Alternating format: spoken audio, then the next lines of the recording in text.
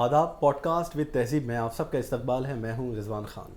दोस्तों, आज हमारे साथ मौजूद हैं एक बहुत ही ख़ास मेहमान जो हमारे इस पॉडकास्ट का हिस्सा हैं, और वो हैं दिल्ली हज कमेटी की चेयरमैन कौसर जहां साहिबा। कौसर जी, आपका इस्तकबाल है। शुक्रिया। कैसी हैं आप?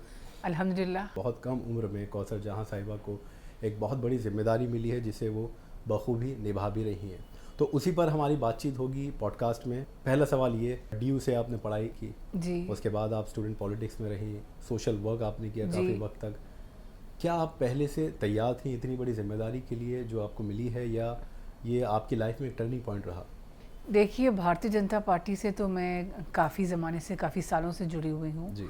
और मैं एक आम कार्यकर्ता थी। लेकिन एक आम कार्यकर्ता को इतना सम्मान देना और एक इतनी बड़ी जिम्मेदारी देना, to have so much faith and to trust, ये तो हमारी पार्टी में ही हो सकता है। और आप यकीन मानिए, शुरू में तो मुझे लगा था कि क्या मैं कर पाऊंगी, लेकिन आई एम ग्रेटफुल और मैं अपने पार्टी के शीर्ष नेतृत्व का तहे दिल से उनका शुक्रिया अदा करना चाहती हूँ।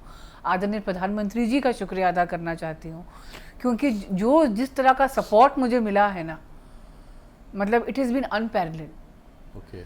जो मतलब जब मुझे जिम्मेदारी दी गई तो ये नहीं कि मुझे बस दे दिया और छोड़ दिया गया मुझे। जी। मेरा हाथ पकड़ के मेरे पार्टी के जो सीनियर लोग हैं खड़े हुए थे बिल्कुल, और बोले कि भाई जो है आप काम करिए, आपको काम करने के लिए बिठाया गया है, और आपको जो हमसे जो मदद चाहिए, जो भी आज़मीन हज के लिए या फिर मुसलमान कौम की खिदमत या जो भी उनके अपलिफ्टमेंट के लिए या फिर उनकी बेहतरी के लिए करना है, हमें बताइए, हम आपको संसाधन रिसोर्सेज हम आपको प्रोवाइड कराएंगे। यानी पार्टी की तरफ से खुली छूट मिली कि जो ख़वातीन के लिए आप करना चाहती हैं, ख़ासतौर पर मुस्लिम समाज की, वो आप बेझिझक कर सकती हैं। जी हाँ। तो चैलेंजेस तो आए होंगे बहुत सारे। चैलेंजेस देखिए बहुत सारे हैं, वो तो जाहिर सी बात है, क्योंकि नेगेटिविटी तो it is a part and parcel, वो तो होता ही है। लेकिन ठीक है, हमारा फोकस होता है पॉजिटिव पे।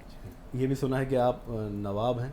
मेरा मतलब ये है कि नवाब ख़ानदान से ताल्लुक़ रखती हैं, और मैं आपको बता दूं कि ये मेरी खुशकिस्मती है, या मैं कह लूँ कि पहली बार मैं किसी नवाब से इंटरव्यू कर रहा हूँ या मुखातिब हूँ।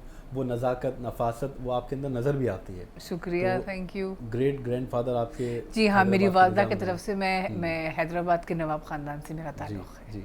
तो एक नवाब जो बहुत हम कह सकते हैं कि रॉयल फैमिली से ताल्लुक़ रखने वाला आदमी इस तरह की जिम्मेदारी लेने से थोड़ा घबराता भी है, झिझकता भी है, क्योंकि उसे एक कंफर्ट जोन भी अपना चाहिए होता है। लेकिन ये जो जिम्मेदारी, जो इस ओहदे पर आप फायज हुई, इसमें काम बहुत है, भागदौड़ बहुत है, मुस्लिम समाज के लिए बहुत कुछ करना है, आप कर रही हैं। तो ये कितना चैलेंजिंग आपके लिए रहा?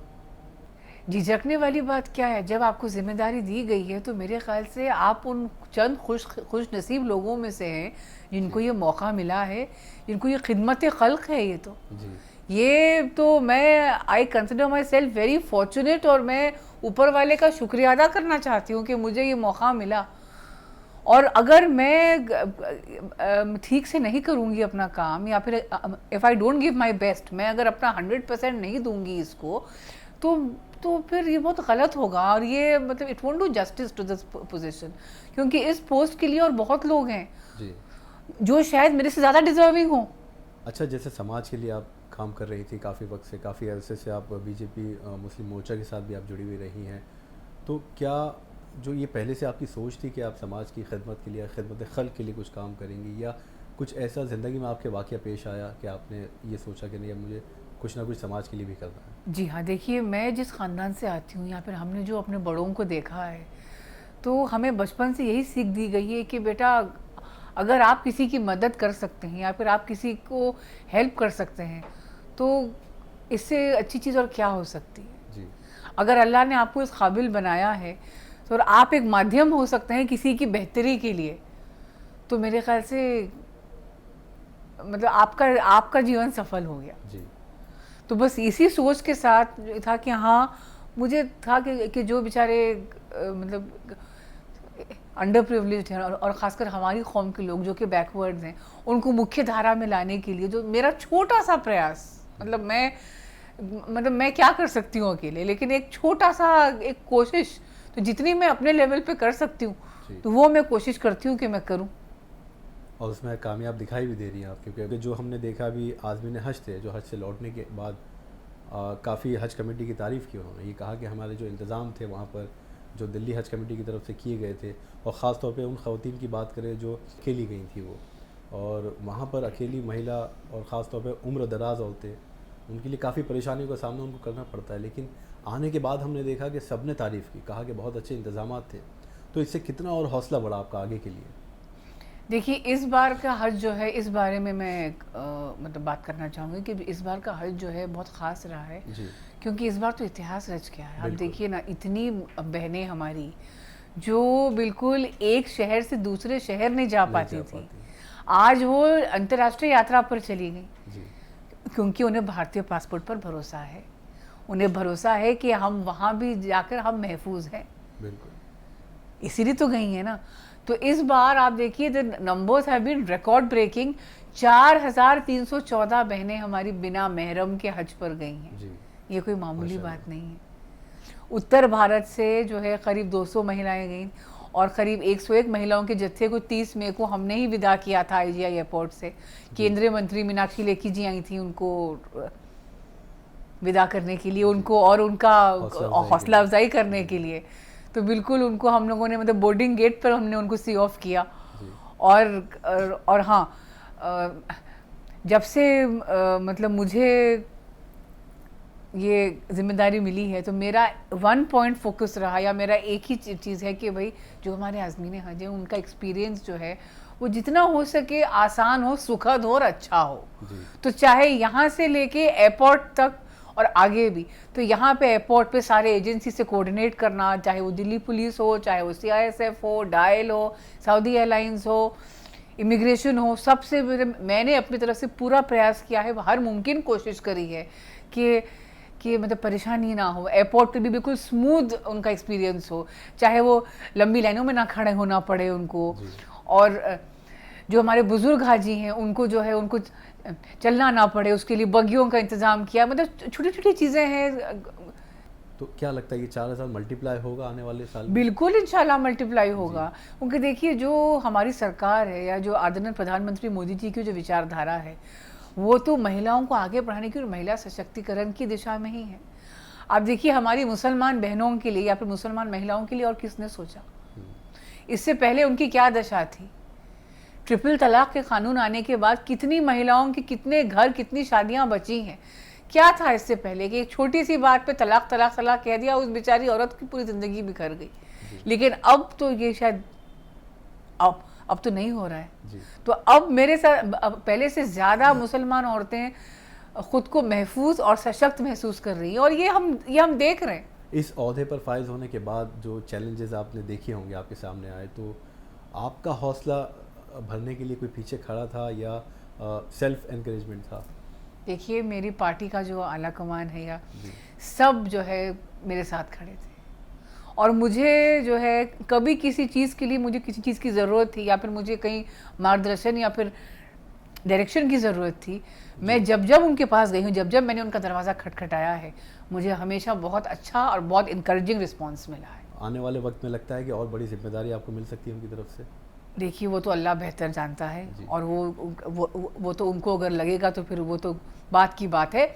लेकिन जी हाँ, बिल्कुल मैं तहे दिल से उनका बहुत बहुत शुक्रिया अदा करना चाहती हूँ कि आज मुझे इस लायक, इस पद पर जो मैं आई हूँ, और उसके बाद जो है जो मैं काम कर पा रही हूँ, वो उन्हीं के सपोर्ट से कर पा रही हूँ। वरना आपको लगता है मैं काम कर पाती?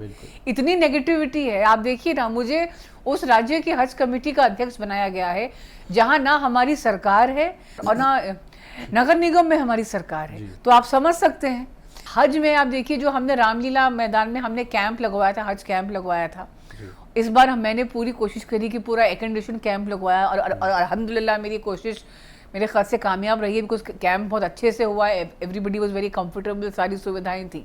अच्छा, जो आपने बात बताई, बहुत सारी नई चीज़ें आपने की, जैसे एयर कंडीशन कैंप आपने लगाया, तो ये भी जानना चाहते हैं कि पहली बार आपको ये मौका मिला था, तो पिछली जो कमियां रहीं, या पिछले साल तक जो और लोग फायज थे यहाँ पर, वो जो नहीं कर पाए, तो इसके अलावा और क्या क्या नई चीज़ें आपने इंट्रोड्यूस की इस साल आज़मीन हज के लिए? देखिए, इस बार एक तो हमने जो है पूरा AC कैंप लगवाया, उसके बाद हमने जो है ये मतलब AC लो फ्लो बसेस भी जो है हमने अरेंज किए। उसके अलावा जो है एयरपोर्ट पे भी कई सुविधाएं हैं, जो आप देखिए जो कि देखिए सुविधाएं तो पहले भी होती थी, ऐसा नहीं है कि नहीं होती थी, मैं नहीं कह रही हूँ कि मैंने आगे कुछ बहुत खास कर दिया, लेकिन टू मेक श्योर कि वो सुविधाएं मतलब एक अच्छी क्वालिटी और एक स्टैंडर्ड जो है जो मेंटेन्ड हो, चाहे वो हाजियों का खाना क्यों ना हो, जो खाना उनको सर्व होता है एयरपोर्ट पे, जो होल्डिंग एरिया हमने बनाया हुआ है वहाँ पे, उस खाने की क्वालिटी क्या है, कि भाई कि उनको क्या दिया जा रहा है, उनकी पसंद का खाना हो जी। और एयरपोर्ट पे भी देखिए अब हो गया, मतलब इमिग्रेशन वगैरह में हो गया, तो उसमें जो है मतलब स्मूथली हो जाए उनका सारा काम, सारा प्रोसेस जो है वो आसान हो गया जी उनके हाँ लिए। जी हाँ।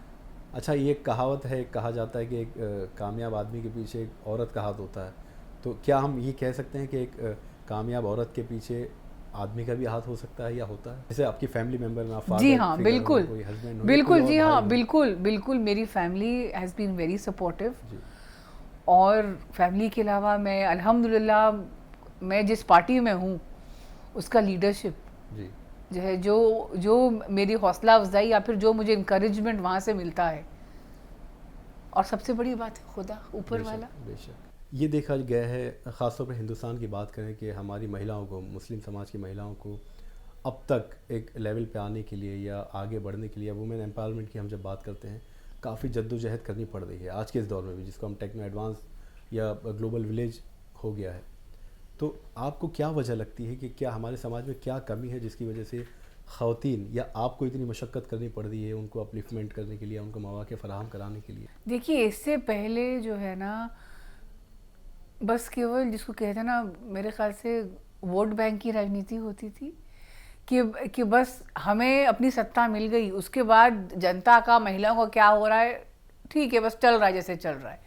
लेकिन वाकई में अगर इसको बोलते हैं राष्ट्र निर्माण या फिर मतलब देश को के डेवलपमेंट के लिए, तो है कि कि जो नागरिक हैं हमारे, उनकी सोच या फिर उनकी जो उनका भी डेवलपमेंट बहुत ज़रूरी है। देखिए ये है कि जो महिलाओं के लिए या फिर जो वाकई में राष्ट्र निर्माण के लिए या फिर जो हमारे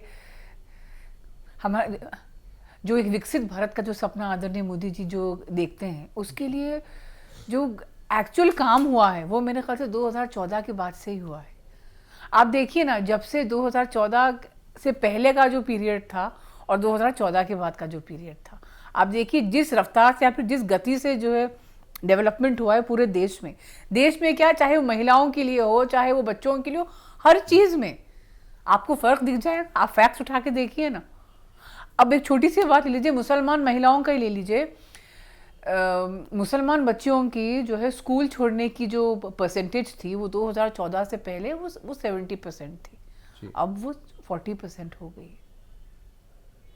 तो तालीम की तरफ मुसलमान आ रहा है, और ये आप कहना चाहती है बीजेपी की देन है ये एक तरह से? देखिए मैं ये कहूँगी कि बीजेपी की कोशिश है, ये जो है मोदी जी का जो विजन है, आप जानते हो कि उन्होंने कहा था कि वो मुसलमानों के एक हाथ में कुरान, एक हाथ में लैपटॉप देखना चाहते हैं जी। और मेरे ख्याल से इस चीज़ के लिए उन्होंने काम भी किया है और प्रयास भी किए हैं और कर रहे हैं। दूसरी महिलाओं की हम बात करें, ख़ासतौर पर लड़कियों की जो अभी तालीम हासिल कर रही हैं, वो आप लोगों को एक आइडियल की तरह देखती हैं, तो उनके लिए आप क्या पैगाम देना चाहती हैं? या जो हमारे समाज की लड़कियां जो अभी तालीम हासिल कर रही हैं और जज्बा है आगे बढ़ने का, लेकिन कहीं ना कहीं समाज में बैरियर्स हैं या उनके लिए रुकावटें हैं बहुत सारी, तो उनको आप क्या पैगाम देना चाहती हैं? देखिए रुकावटें आएंगी, लेकिन हमें उससे रुकना नहीं है, हमें अपना काम करते रहना है और अपना प्रयास करते रहना है। चैलेंजेस तो हमेशा ही आते हैं, लेकिन अब उसका ये मतलब थोड़ी कि हम डीमोटिवेट हो जाए और हम बोलें कि नहीं कैसे होगा, क्या होगा, नहीं, ये सोच बदलिए और अपना काम करते जाइए। बाकी देखिए वो कहावत है ना, God helps those who help themselves. True. बस खुद पर यकीन और अल्लाह पर यकीन। बिल्कुल बिल्कुल, खुद पर यकीन रखें, अल्लाह पर यकीन रखें, और जो हमारी मौजूदा सरकार है वो जो है वो जो काम करने वाले लोग हैं या फिर जिनमें वाकई में जज्बा है काम करने का, वो उनकी कदर करती है जी, और उनको सपोर्ट करती है पूरा। एक आखिरी सवाल, बहुत वक्त आपका ले लिया हमने, लेकिन लास्ट सवाल आपसे जानना चाहेंगे कि इस साल आज़मीन हज को आपने उनके सफ़र को कामयाब बनाया अल्लाह के फजल करम से, आने वाले साल के लिए जो लोग जाएंगे हज पर इंशाल्लाह, क्या तैयारियां आपकी हैं, क्या और नया करना चाहती हैं या करने वाली हैं? देखिए जो पिछले साल हमने किया, मेरी कोशिश तो ये रहेगी कि इंशाल्लाह उससे बेहतर हो इस साल का, और अभी हज कमेटी ऑफ इंडिया से अभी आई नहीं है डेट शीट वगैरह, जो पूरा स्केड्यूल है, बस उसका हम वेट कर रहे हैं। वो आ जाए इंशाल्लाह, उसके बाद फिर बस मतलब फिर शुरू हो जाएगा काम कि और कैसे क्योंकि इस साल तो मैंने जो है, मैं फरवरी में मेरी नियुक्ति हुई और बस 2 महीने थे, तो मैं भी नई थी। देखिए, काम समझने में और संभालने में थोड़ा सा मेरे से भी कुछ गलतियां हुई हैं, लेकिन इस बार मैं पूरी कोशिश कर रही हूँ अपनी तरफ से कि थोड़ा और अच्छे से इसको कर। तो ये थी दिल्ली हज कमेटी की चेयरमैन कौसर जहां साहिबा, जिन्होंने एक ही साल में अपने ओहदे को एक मकाम दिया और लोगों के बीच अपनी पहचान बनाई है और कामयाबी हासिल की है। लेकिन आने वाले वक्त में ये कोशिश इनकी है कि ये और भी ज़्यादा आसानी करेंगी आज़मीन हज के लिए, ताकि उनका सफ़र जो है वो अच्छा हो, खुशगवार हो और आसान हो। अगले पॉडकास्ट में आपसे मुलाकात होगी किसी और शख्सियत के साथ। रखिए अपना ख्याल, मुझे दीजिए इजाज़त। आदाब।